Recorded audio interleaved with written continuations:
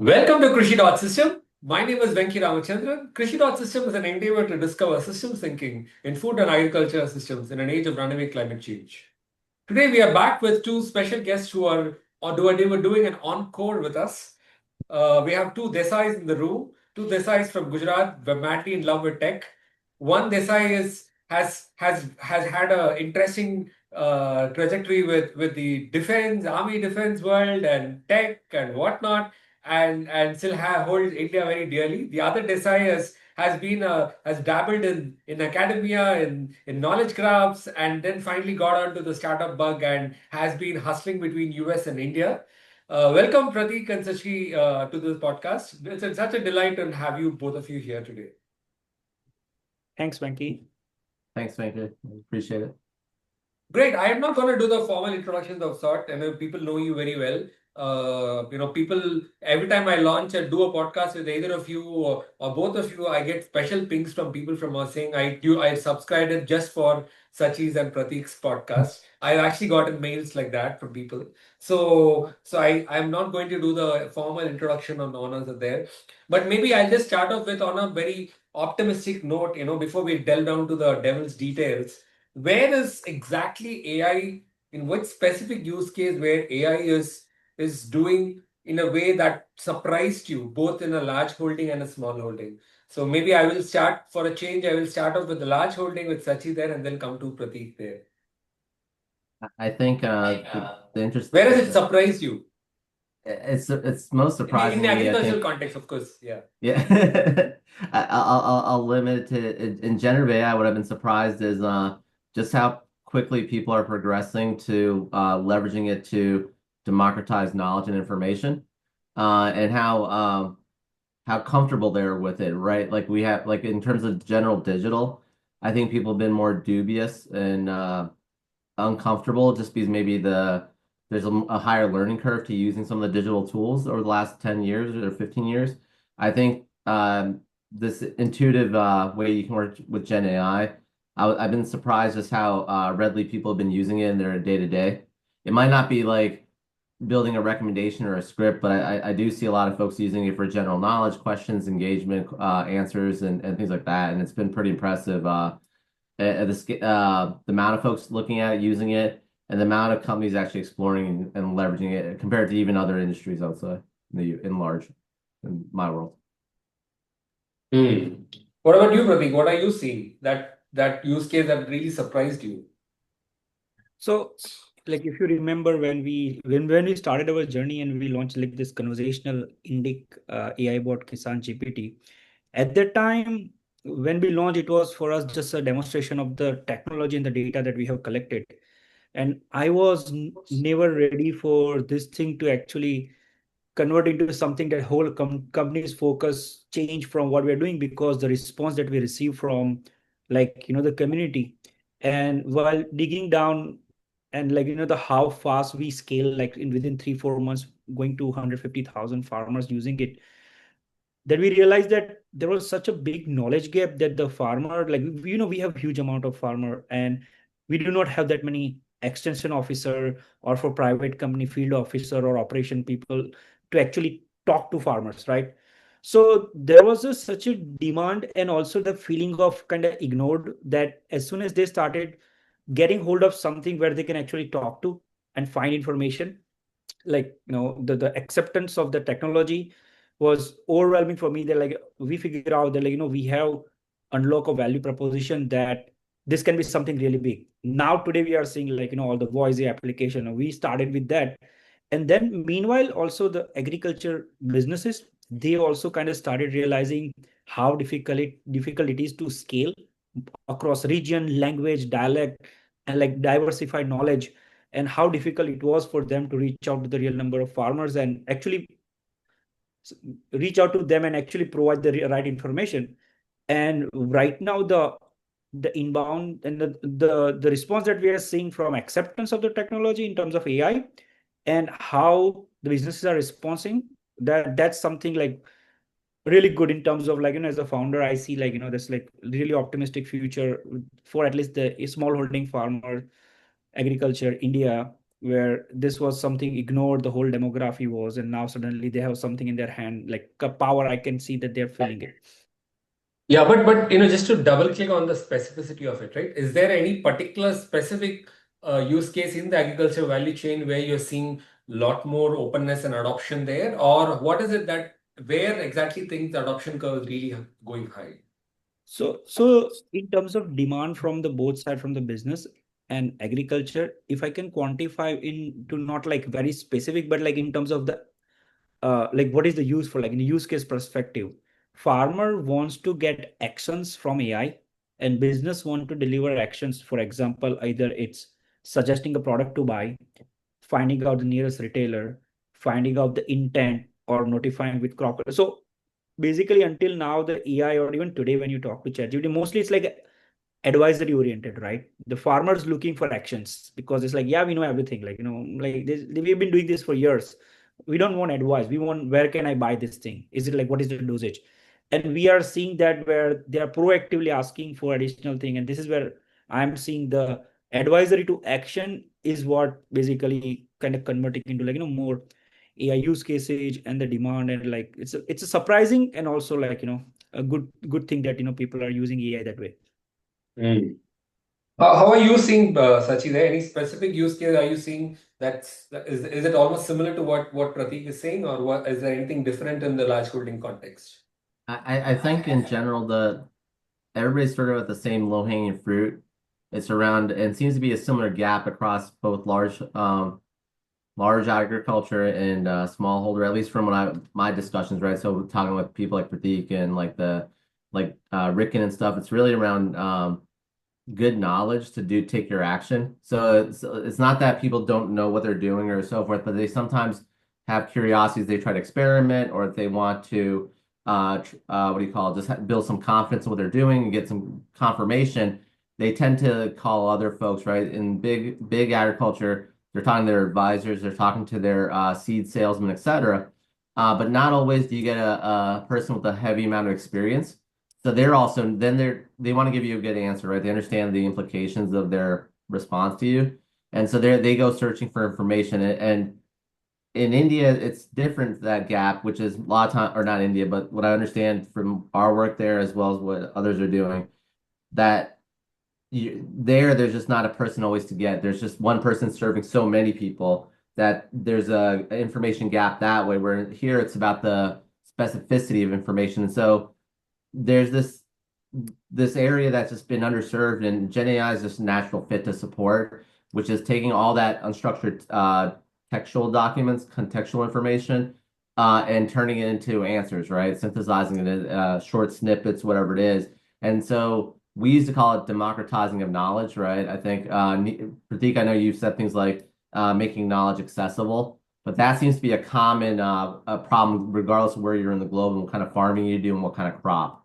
And that seems to be, and it's a really great use case and fit for Gen AI as is, right? I think the stuff we're starting to see now progress more forward in large operations, and I'd be curious what you guys are seeing in your neck of the world. I know Pratik, you sit in both, but in your neck of the world, Venki, is the next stage, right? Which is around transforming the way you interact with the software. Because it seems like a lot of the limitations or challenges people have is just with the interaction of software itself. And it's so I want to say, like, I want to know, my farm management software collects the yield, like the seed variety, and then I harvest, so it also knows the yield, right, per acre, per plot or area, right? And if I want to plot by seed variety by yield, that's not a bunch of steps. I might have to download a CSV file, go into Excel, create a pivot table. Well, there's no reason I shouldn't be able to just voice chat that in now, right? That capability is there, and just have the data pulled up instead of going through a bunch of tabs and create that file for me, right? Directly push it to an Excel, right? With a plugin, you can build one in Claude pretty quickly, or Codex in OpenAI, and do that. And I think that's where we're starting to head, and you're seeing some companies explore that, right? I think the ones most public about it are somebody like, there's a few companies that I don't think, it's probably better not share all the names because I think people will look it up, but there's a few companies that are already doing that, right? Rethinking their way they serve. And it's this idea of human and machine interface, right? That we're starting to see this next progression in. And I think it's a big one. So like that's the thing. I think those are still the early days and early innings, but those are the two I'm starting to see the progression in. And I think that's the first one's really consistent with India, right? And any smallholder where it's this idea of good knowledge, right? I think this is why you also hear about the benchmarking stuff as well. So Yeah, I mean, one of the most exciting use case I saw in recent times was this group of women farmers collective who has come up with an AI application that kind of helps them design their portfolio of cropping, which will sort of maximize their income. And it's for their kitchen garden. They're sort of running like a kitchen garden collective, which also works out as some form of an investment. It becomes like a fractional investment where consumers can invest in their kitchen garden, and so they are continuously experimenting with what to grow in their kitchen garden, which can be which can be the land, as it can be fractionalized and sold off to urban consumers. And so they were doing very interesting AI experiments. I was talking to some of them last few days back. That's one of the recent times when I some of the and this is very very great. These are not the techies. These are largely people who come from the social world and but building specifically for women farmers. So some of those are I found them very very very exciting from my ground interactions. Yeah. If you're looking for interesting use case, there is an echo. So if you're looking for an interesting use case, there's a one thing that happened, like, I think a year back or so, a farmer in India visited because their tractor operator kept breaking the extension they have, like the machine, like, plow, and there was no help. According to the farm owner, if the worker is very smart, he will not be doing this thing, and mostly, whoever are working are not very trained person. He went to get help from the Mahindras and, like, other universities, and asking for manual so he can educate person based on the humidity and the soil type and whatever, like, to set how to set up the tractor and the plow. And they say, like, buy a cheaper one if they're going to keep breaking, because we do not have the help. So the use case over there, we did like, with one of the companies, that instead of going to entire manual, you provide the information about your land and every other information, like, soil, humidity and all.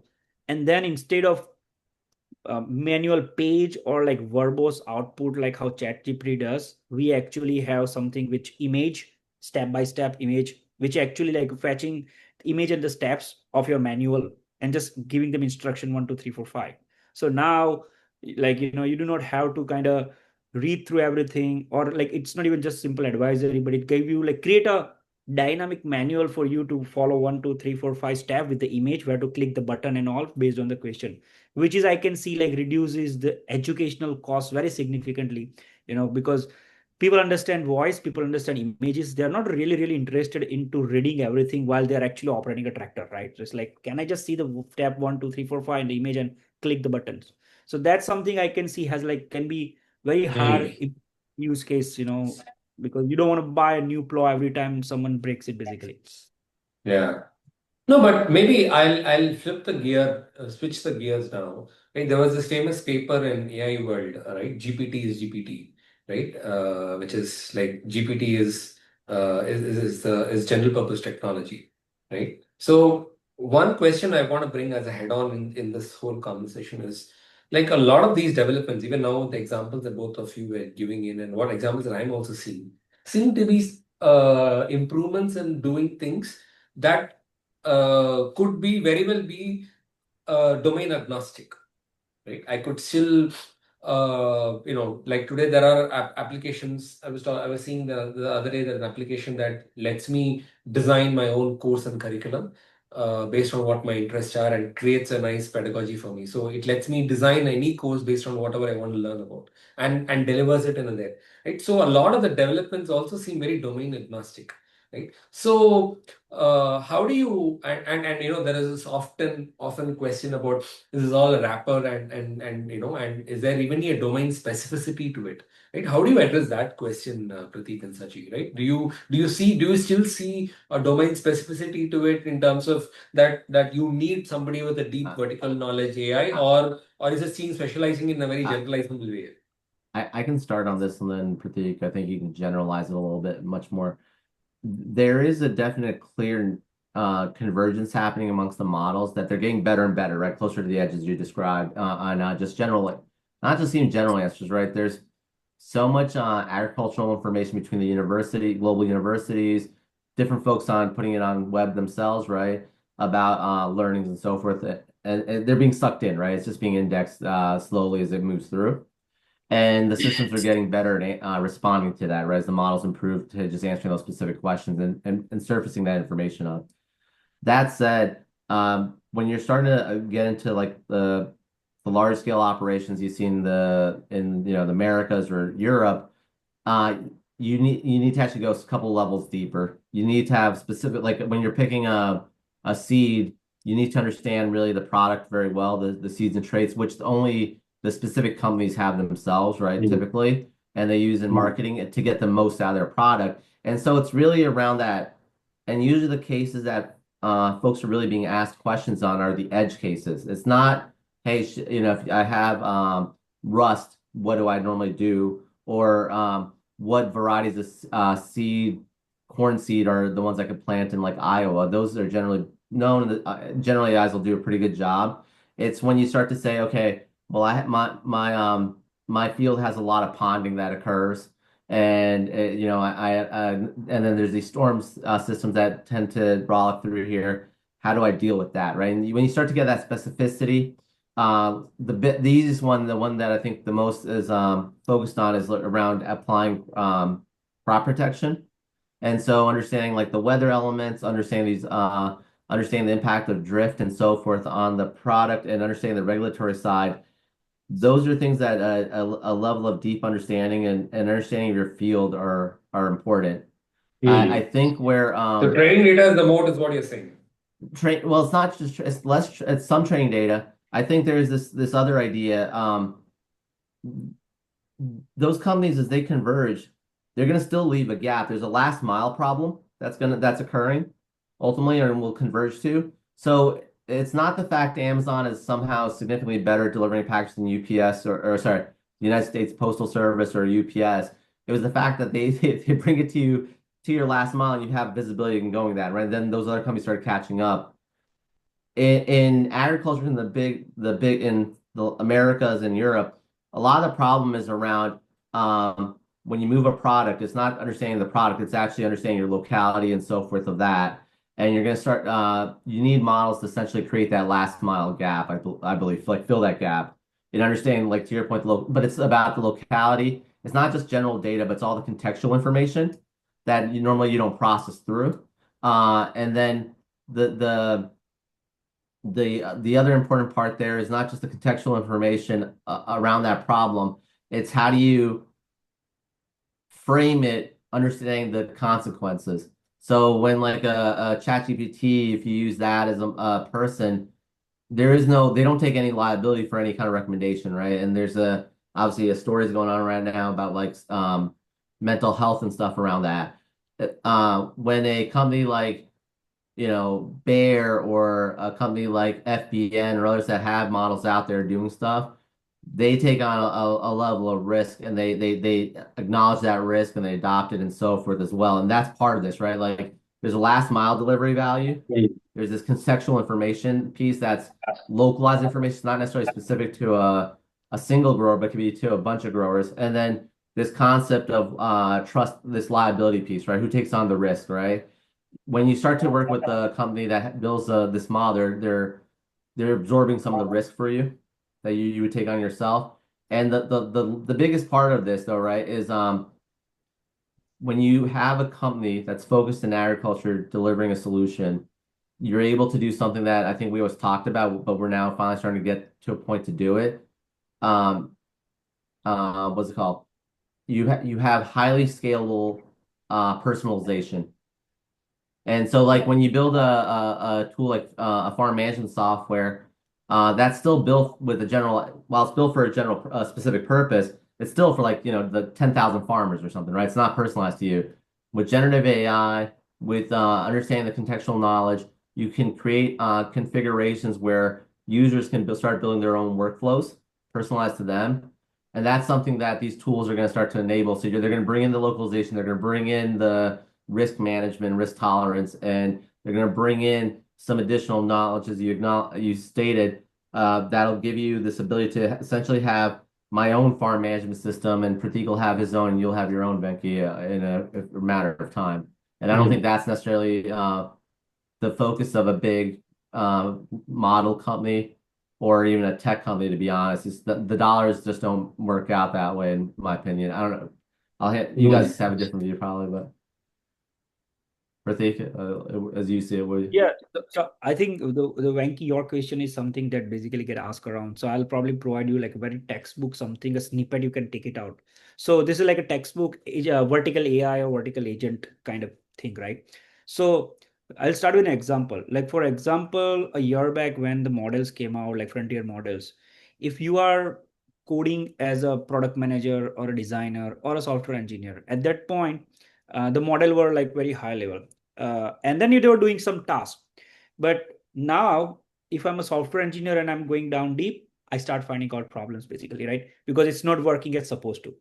So today, even for PM and designer, the models are very fine. So that's what you see today when you're using ChatGPT and use agriculture questions. It's like, yeah, this is working fine. Why? It's everything. But as a software engineer, we started figuring out that there are limitations. This is a bug. This is consistently it create problem. So what the Frontiers Lab started doing, most of the Frontier Labs started becoming actually vertical AI for coding and software engineering, like Opus and the Claude, Anthropic. They focus on coding. OpenAI recently shifted their tone, starting focus on coding because that's where the most money is right now. XAI doing same, and they started doing reinforcement learning with the more coding example to make sure the models are very well trained for coding. So now it's like a coding vertical AI play, right? Yeah. Now, if you're outsider, it still feels like today older model will have like a same output because you're not a coder, you're not going deep down into the nitty gritty of what need to be asked. So that's where the vertical AI play comes in. These are vertical AI companies in as a software. You're mute.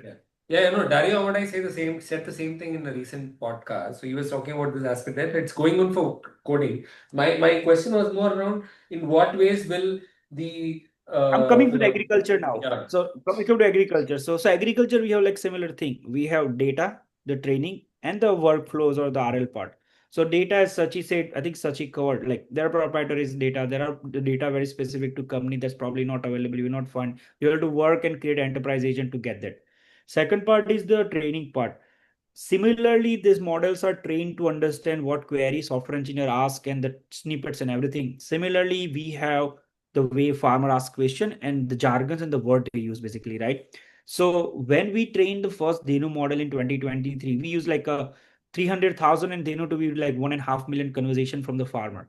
So that farmer conversation started helping this Deno model to kind of make sure that it understand farmer's query well. So when you're doing zero sort question answer, with the agriculture anyway, your farmers are not like very forgiving. If you ask a question, it's failed, that you're not using it, so it's like worthless, right?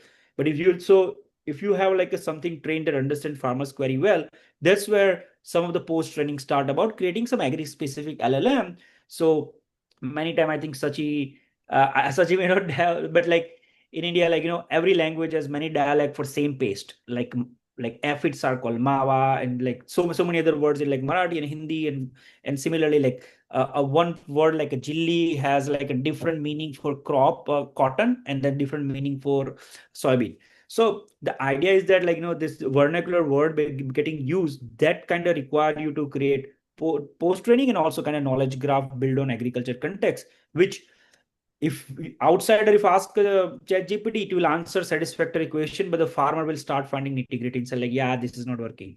And the third part is the workflow, I think Sachin covered, and I think that's very similar thing where you are deploying a solution, we're deploying for buyer, then you don't want engine task product to be appeared there. So there need to be guardrails, there need to be workflow. Right now, like in one of the solution that we have like a 12 agents running, which cover product discovery, product support, advisory, retailer connection, loyalty program, crop detection, everything in single. But the workflow is defined by the customer. They say like, when this thing comes in, I want to show this thing. When this comes in, and then AI dynamically decide where to go based on the context that is given and some of the training that you have done on your the reinforcement learning or model part. And that's very specific thing to do for one solution because this is what they want to deploy.